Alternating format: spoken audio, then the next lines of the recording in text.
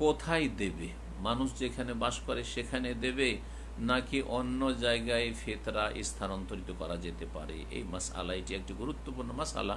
অনেকে জিজ্ঞাসা করেন যারা বিশেষ করে বিদেশে থাকেন অথবা ধনী দেশগুলিতে থাকেন আর দেশের লোকেরা বেশি অভাবী, আত্মীয় স্বজন বা গ্রামবাসী এলাকাবাসী বেশি গরিব অভাবী, তাহলে এই মাসআলাটি জানা আমাদের জন্য একটু বড় গুরুত্বপূর্ণ। বলছে আম্মা মাকানু দাফ এহা, কোন জায়গায় দিতে হবে ফিতরা এ সম্পর্কে বলবো। ফাতুদ ফাও ইলা ফুকারাইল মাকান আল্লাযী হুয়া ফীহি, ফিতরা যার ওপর ফরজ হয়েছে সেই ব্যক্তি যেই শহরে যেখানে আছে সেখানকার আশেপাশের দরিদ্র গরিবদের মাঝে বিতরণ করবে।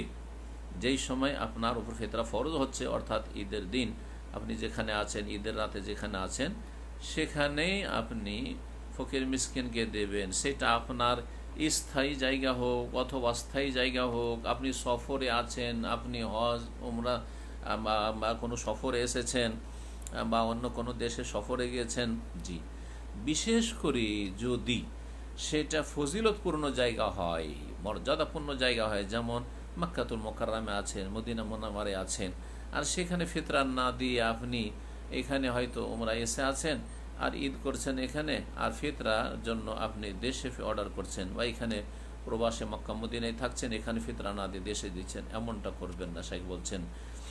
অথবা যদি দেখা যায় যে যেখানে আপনি আছেন সেখানকার গরিব মিসকিনরা বেশি হকদার, তারা বেশি অভাবী, আর আপনি যেখানে পাঠাতে চাইছেন আপনার আত্মীয় স্বজনদের এলাকায় সেখানে অত অভাবী নাই, তাহলে না, আপনি যেখানে আছেন সেখানে অভাবীও বেশি, সুতরাং সেখানেই আপনাকে ফিতরা দিতে হবে। তবে যেই জায়গায় আপনি বসবাস করছেন অস্থায়ীভাবে সেখানে, বা স্থায়ীভাবে বসবাস করছেন হয়তো আপনার দেশ, কিন্তু সেখানে সবাই সচ্ছল, একজন কুয়েতের নাগরিক অথবা আরব দেশগুলির নাগরিক, ধনী দেশ, আর সেখানে অভাবী খুঁজে পাওয়া যায় না, সেই জন্য এই ফিতরা যদি অন্য এলাকায় স্থানান্তরিত করে তাহলে কোনো অসুবিধা নেই।